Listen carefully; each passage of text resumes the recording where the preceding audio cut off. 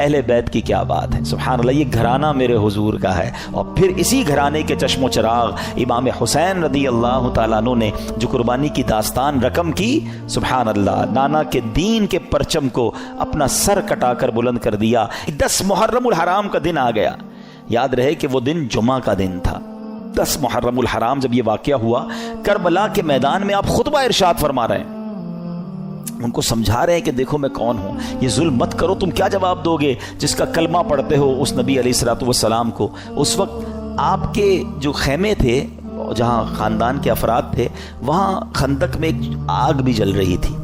تو ایک بد زبان یزیدی نے بکواس کرتے ہوئے کہا کہ اے حسین، تم نے وہاں کی آگ سے پہلے یہی آگ لگا دی ہے۔ یعنی معاذ اللہ وہ یہ کہنا چاہ رہا تھا کہ اے حسین، مرنے کے بعد بھی تمہیں جہنم کی آگ میں جانا ہے۔ امام علی مقام نے جب یہ سنا تو آپ نے کہا کہ اے دشمن خدا، تو جھوٹا ہے کیا؟ تو یہ گمان کرتا ہے کہ میں دوزخ کی آگ میں جاؤں گا؟ امام علی مقام کے قافلے کے جانثار نے کہا کہ آپ مجھے اجازت دیں تو میں ابھی اس کا سر قلم کر دوں۔ آپ نے اجازت نہیں دی، آپ نے فرمایا حملے کا آغاز ہماری طرف سے نہیں کرنا، ہو سکتا ہے یہ پرووک کر رہے ہوں، یہ اس لیے ہمیں کہہ رہے ہیں کہ ہماری طرف سے پہل ہو جائے اور یہ کہیں ہم نے تو حملہ نہیں کیا تھا، امام حسین والوں نے پہلے حملہ کیا۔ حالانکہ اس قدر بڑی گستاخی کی تھی، آپ نے اپنے ساتھی کو روک دیا، مگر آپ نے اللہ کی بارگاہ میں دعا کی۔ دل بڑا دکھا ہوا تھا کہ ایسی بات اس نے کر دی۔ آپ نے کہا اے رب قہار، اس کو عذاب نار سے قبل بھی اس دنیا میں بھی آگ کا عذاب عطا فرما۔ آپ کی دعا قبول ہوئی۔ وہ بندہ جو گھوڑے پہ بیٹھا تھا، اس کی گھوڑے کو جھٹکا لگا، گھوڑا خود ہی دوڑتا ہوا گیا اور اس وہ گھوڑے سے جب وہاں جہاں گرا تو وہاں آگ لگی ہوئی تھی۔ اسی خندق میں یہ بندہ جا کر گرا اور وہ بد نصیب آگ میں جل کر بھسم ہو گیا۔ امام علی مقام نے سجدہ شکر ادا کیا اور اللہ تعالیٰ کی بارگاہ میں عرض کی کہ یا اللہ تیرا شکر ہے کہ تو نے آل رسول کے گستاخ کو سزا دی۔ اب یہاں بھی ان کے سامنے یہ واقعہ ہو رہا ہے، سارے لوگ دشمن سامنے کھڑے ہیں اور یہ آپ کی دعا قبول ہو رہی ہے، آپ کے گستاخ کو سزا مل رہی ہے، مگر وہ سمجھنے کے لیے تیار نہیں ہے، وہ انڈرسٹینڈ کرنے کے لیے تیار نہیں ہے۔ آپ یقین کریں، جو کربلا کے میدان میں امام حسین نے خطبہ دیا ہے نا ان یزیدیوں کے سامنے، لاسٹ خطبہ، حالانکہ اپنے سارے شہید ہو چکے تھے، مگر پھر بھی، حالانکہ اس وقت تو عام آدمی تو یہ سوچے کہ اب انہوں نے سب میرے بندے مار دیے، اب میں نے ان کو نہیں چھوڑنا۔ اب آخری وقت بھی سلو کی بات کرتے رہے، انہیں سمجھانے کی بات کرتے رہے، انہیں یہ بتاتے رہے کہ میں کون ہوں، یاد کرو میرے آقا مجھے کیا کہا کرتے تھے، تم قیامت کے دن اس ظلم کا جواب کیسے دو گے۔ یعنی یہ بھی امت رسول سے پیار ہے کہ یہ اس عذاب میں نہ گرفتار ہو جائیں۔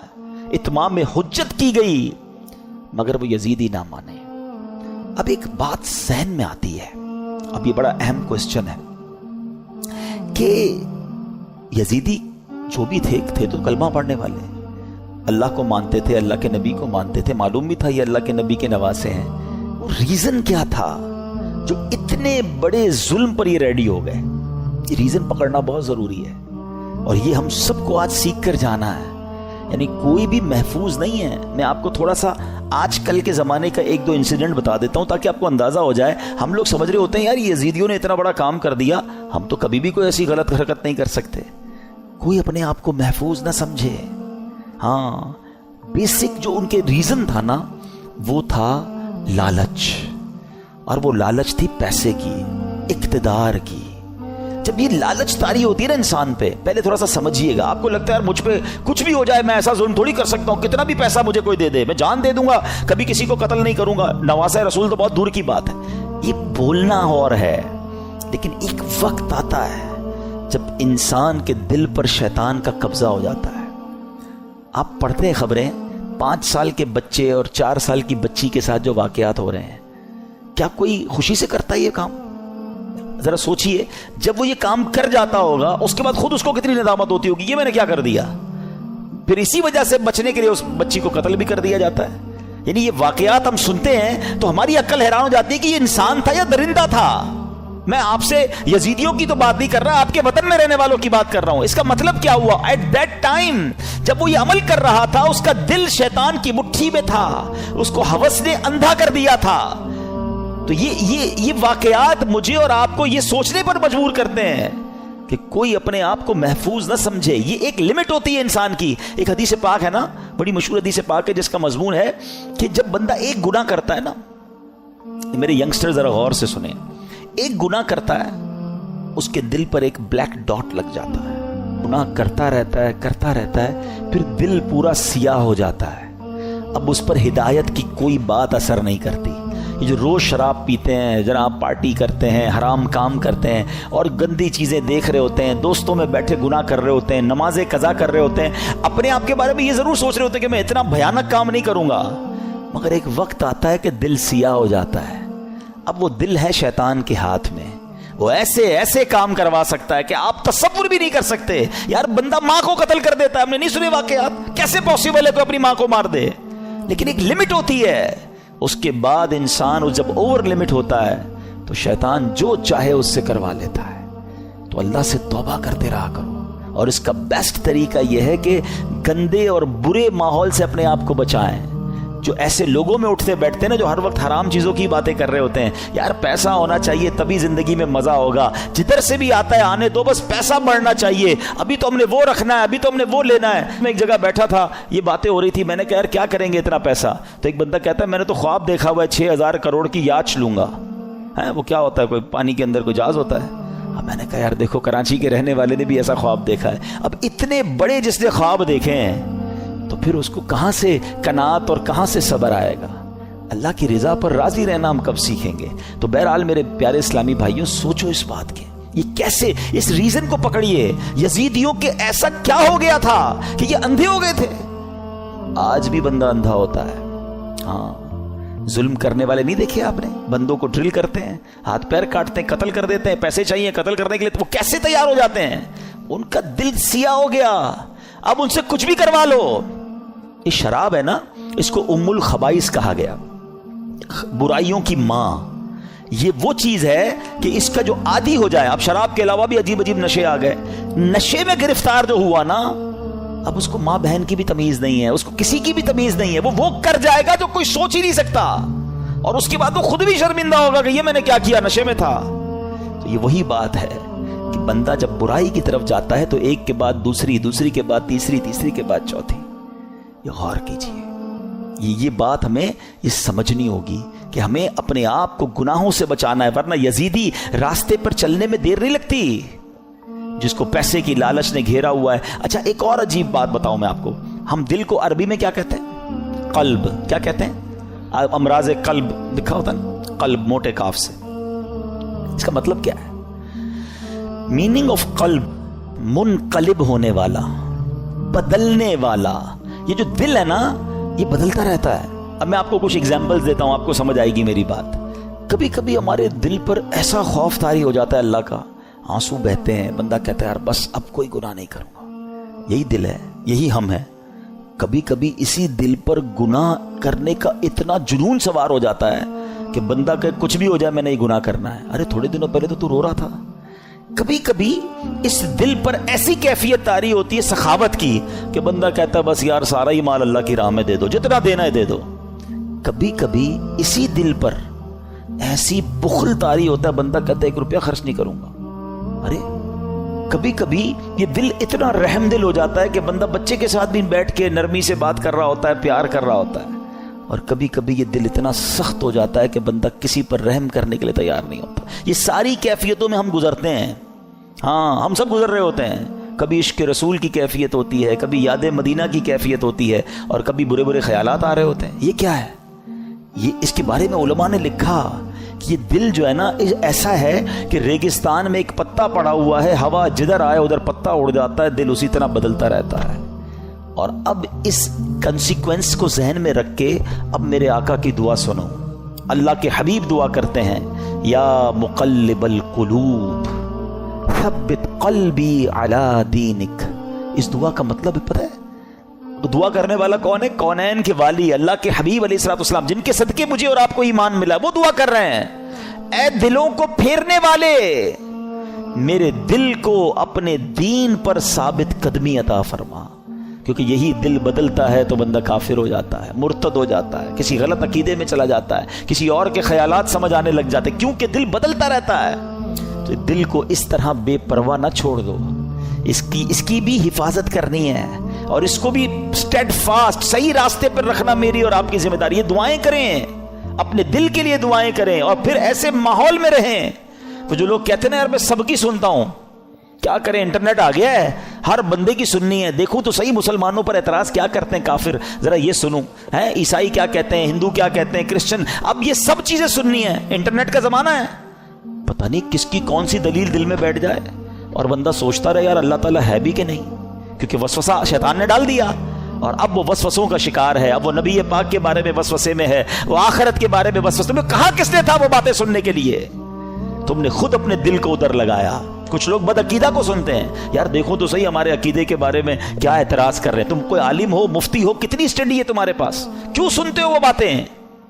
خدا را بات سمجھو میری، یہ دل اگر پلٹ گیا نا تو ہم نے بڑے بڑوں کو پلٹتے دیکھا ہے، اور یہ یزیدی ہمارے سامنے پوری مثال موجود ہے، بڑے یعنی سب کچھ بتاتا انہیں، مگر جب شیطان آنکھوں پر لالچ کا پردہ، ہوس کا پردہ ڈالتا ہے تو انسان وہ کچھ کر جاتا ہے کچھ سوچ بھی نہیں سکتا۔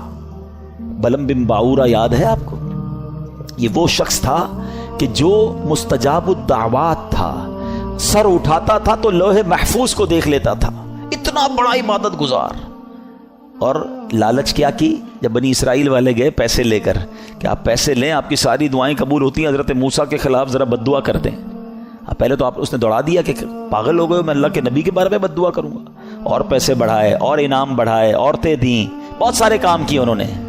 وہی بات، اتنا بڑا عبادت گزار تھا، کیا اسے نہیں پتا تھا؟ مگر جب لالچ اور شیطان غالب ہو جاتا ہے، بلم بن باورا نے وہ بدبختی کی کہ حضرت موسیٰ کے خلاف بد دعا کرنے چل پڑا، مگر اللہ کی شان دیکھیں، وہ بد دعا حضرت موسیٰ کے خلاف کرتا تھا، الفاظ اپنے لیے نکلتے تھے، اس کی زبان لٹک گئی اور کفر پر اس کا خاتمہ ہوا۔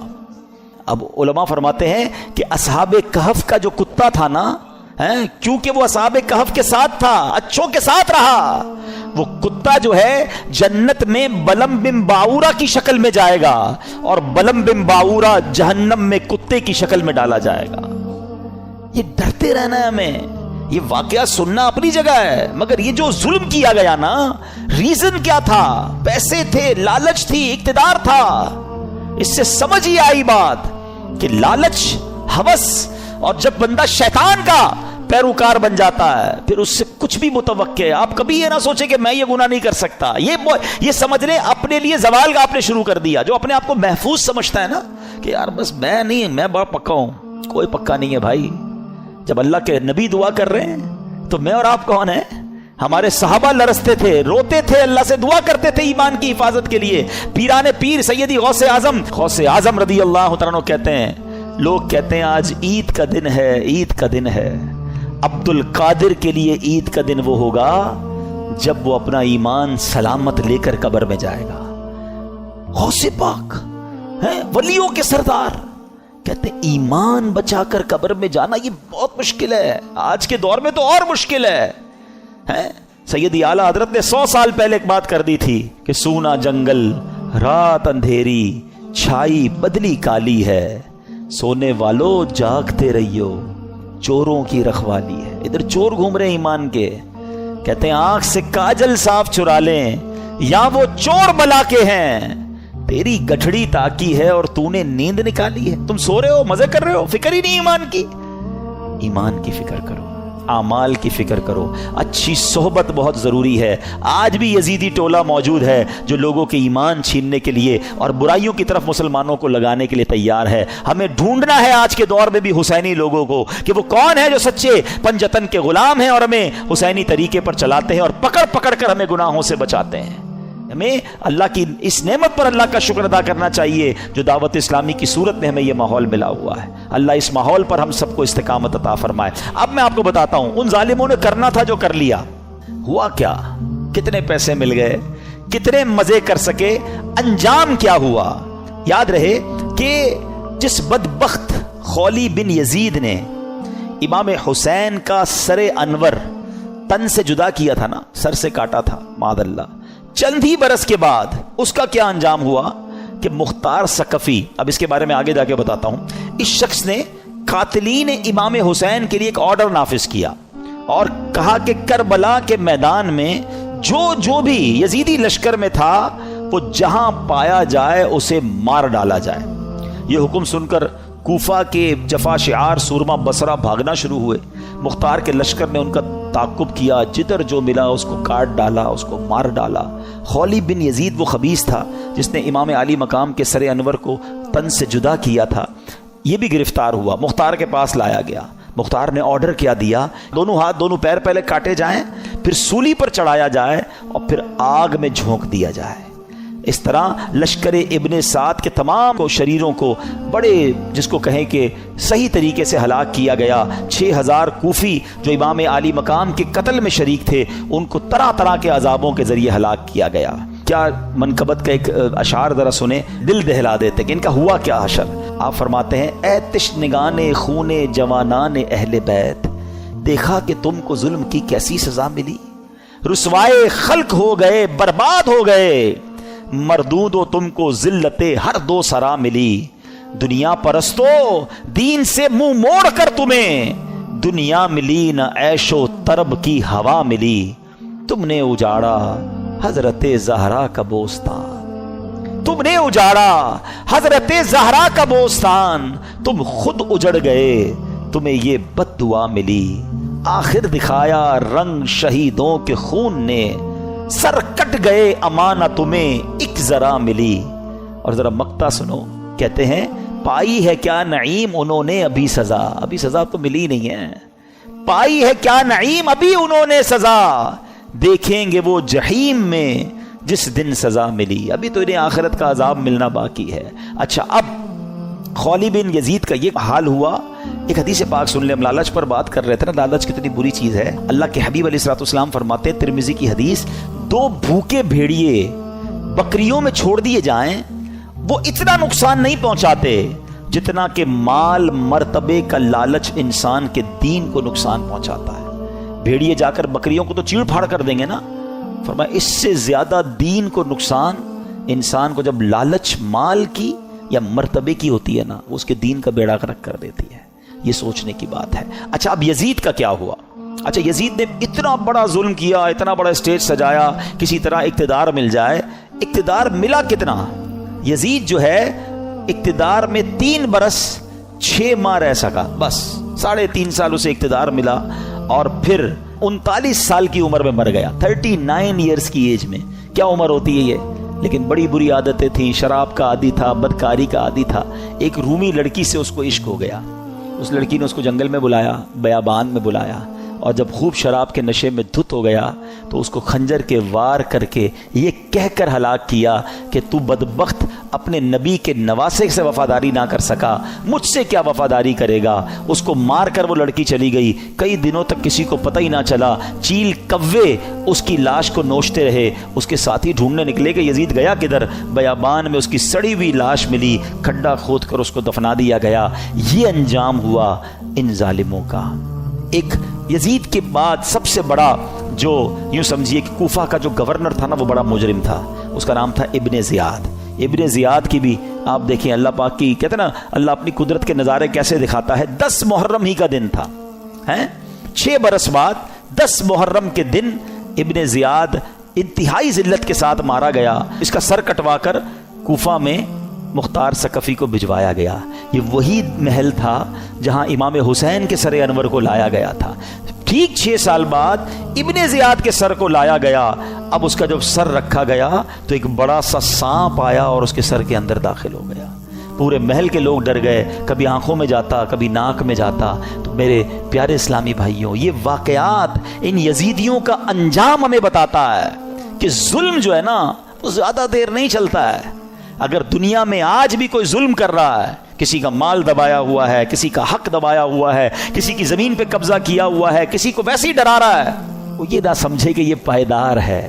ظالم کا انجام جو ہے نا وہ بڑا ہی عبرتناک ہوتا ہے. پھر دنیا تماشا دیکھتی ہے اور مظلوم جو ہے اللہ اسے ترقی دیتا ہے، اللہ اسے عروج دیتا ہے. قرآن مجید فرقان حمید میں اللہ کریم نے ظالموں کے بارے میں کیا فرمایا؟ اللہ فرماتا ہے کذالک اخذ ربک اذا اخذ القری وہی ظالمہ ان اخذہ علیم شدید.